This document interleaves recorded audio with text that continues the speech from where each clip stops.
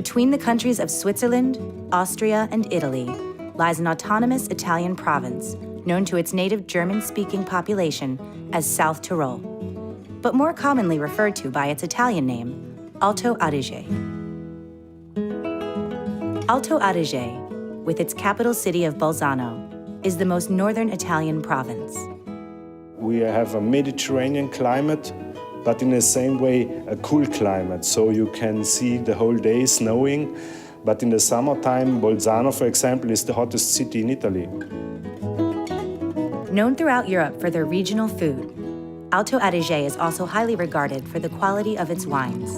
The Romans passing through from south to north have mentioned this place as one of the oldest wine-growing areas.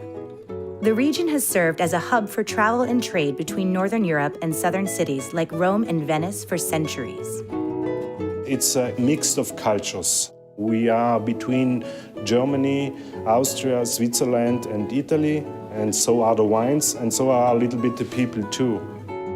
A perfect example of this historic mix of cultures can be seen in speck, a spiced meat made from the hind leg of a pig. Speck is salt-cured like the meats of southern Europe, yet also smoked in a manner similar to meats produced further north. Der Speck ist in Südtirol so wichtig, weil er eigentlich schon seit Generationen gemacht wird, weil hier genau die klimatische Bedingung so gut ist, dass der Speck gut reift. Und der beste Wein zum Speck ist ein guter Fanatsch. Alto Adige Speck is now a protected geographical designation. Alto Adige has a colorful political history. From the mid-1800s until the end of World War I, the region was controlled by the Austro-Hungarian Empire. After the war, Italy claimed the territory. The borders were renewed, and that was basically the idea of making the border of Italy the natural border of the Alps. Alto Adige and its neighbor Trentino were joined as Italy's northernmost political state. Culturally, however, the two provinces have little in common. The Alto Adige is mainly German-speaking, Trentino is mainly Italian-speaking. When traveling in Bolzano, street signs read in both German and Italian. You find in Alto Adige a great mix between German's discipline, technical systems, but in the same way the creative influence of the Italian mentality. At this crossroads of cultures, locals have long recognized the region's potential for grape growing. What's unique for the area is this direct impact of the mountains. The Alto Adige region is very different from the climate situation, so we have different valleys with a total different microclimate. The wines of Alto Adige are precise and influenced by the region's unique geology and topography. Predominantly it's limestone, but below of that we have the influence of a volcanic soil, what's called porphyric rock, and that brings a much richer minerality to the wine. While Pinot Grigio is a chief export, Pinot Grigio accounts for only 10% of the region's total acreage. Seeing the region firsthand underlines the diversity within Alto Adige's vineyards. Winemakers are often more excited about other varieties, and distinctive areas within Alto Adige have earned fame for individual grapes. The Bassa Atesina is the southernmost wine-growing area in Alto Adige. The western half of this is famous for Gewürztraminer, grown around the village of Tramin. The Gewürztraminer grape, as far as we know, is one of the oldest varieties in the world. There are some links to the area, definitely the name. Tramin is the name of the place, Gewürztraminer, so it means the spicy wine from Tramin. If it really belongs to here, we don't know. But what's important and what's for sure that the area has some specific characteristics and the climate to do great Gewürztraminers. So the berry of the Gewürztraminer grapes has a beautiful color, has a very pink, intense color, and it's surprising when you see it and you're not used, because usually white wines, they always have this yellow-green color, but it's a very beautiful pink color. The eastern half of Bassa Atesina is emerging as a hotspot for Pinot Noir. Alto Adige Pinot Noir is definitely known for its fine sour cherry fruit, for its higher acidity, which we get in this higher elevation vineyards. And the wines have a great structure, they have a great potential of aging. They're mostly fermented and aged in oak, but in the end we get this high acidity, and with the acidity we get the elegance that we need for a Pinot Noir. Alto Adige is a key area of production. There is a good amount of Pinot Grigio, but Pinot Bianco and Sauvignon Blanc are standouts in the region, especially from vineyards around the town of Appiano. A large region, Alto Adige also contains the heart of the Lago di Caldera growing zone, near the shores of its namesake, the Caldera Lake. Lago di Caldera, DOC appellation, is our second appellation we have beside the general Alto Adige appellation, and it's a 100% Schiava wine. The area of the Lago di Caldera has a very long history in the Schiava variety. So this traditional red wine used in this area, it's a light red wine, perfect summer wine.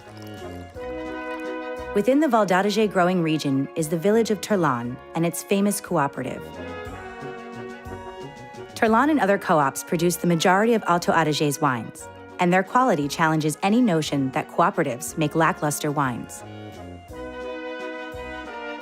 Pinot Bianco and Sauvignon Blanc both make excellent varietal wines in the area, but Chardonnay is blended with these grapes to create the white wines of Terlano DOC. It's the Terlano Classico. This was the first white what we made in this area. The Pinot Bianco, it's the mineral element in this blend. The Chardonnay gives the blend the roundness, and the little bit Sauvignon Blanc, which is only 10%, give a little bit more an aromatic style in this blend. Many of Alto Adige's wines have a surprising potential for aging. All vintages go back to 1954, and different vintages go back to 1893. This is from 1927. To the northwest are the growing areas of Murano and Val Venosta. These areas produce a smaller volume of wine, as the valleys are covered with apple orchards. Alto Adige harvests over 10% of Europe's apples. In the center of the region is the capital city of Bolzano. Two red grapes, Schiava and Lagrein, are planted in the vineyards surrounding the city. In the nearby hills of Santa Maddalena, Schiava shines. St. Magdalena ist eine von den wärmsten Lagen und auch einer der wärmsten und besten Lagen für den Vernatschanbau. Typisch für den St. Magdalena ist also die sehr fruchtige Nase, erinnert an rote Beeren, also immer rote Früchte, bisschen Veilchen, Mandeln. Schiava is light-bodied and lightly colored. Lagrein is dark and robust.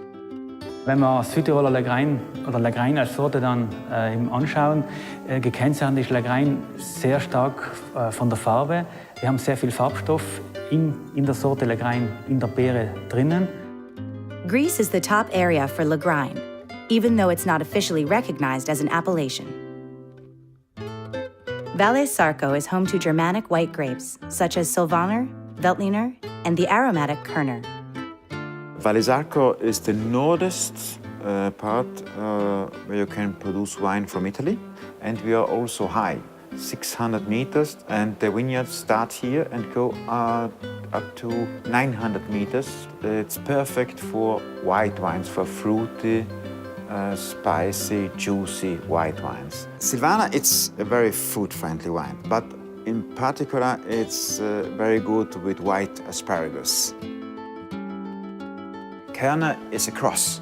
The father is Riesling, and mother is Trollinger or Fernatsch, Schiava.